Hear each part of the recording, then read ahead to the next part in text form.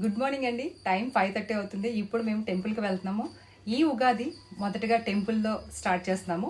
So మరి మా కుటుంబ సభ్యులందరి తరపున మీ కుటుంబ సభ్యులందరికీ పరాభవనామ నూతన తెలుగు సంవత్సరాది శుభాకాంక్షలండి.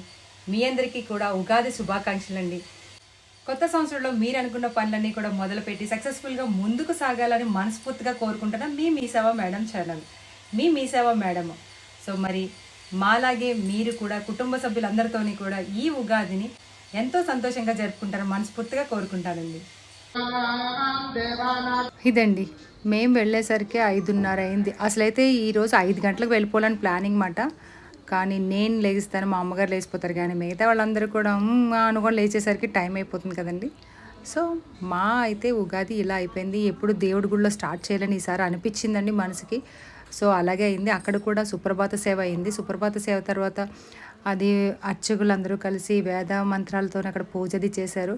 హ్యాపీగా అనిపించిందండి. ఇంకెక్కడికి వెళ్ళకపోయినా సరే చూడండి, ఉదయాన్నే మా తెల్లవారు 4 గంటల నుంచి, 4 కాదండి 3:30 నుంచి హడావుడి ఉంటుంది అన్నమాట. ఇలాంటి పండగలు కానీ వస్తే గుడికి అది వెళ్ళాలంటే. ఈరోజు ఇలా అయిపోయింది. హ్యాపీ ఉగాది మీ అందరికీ.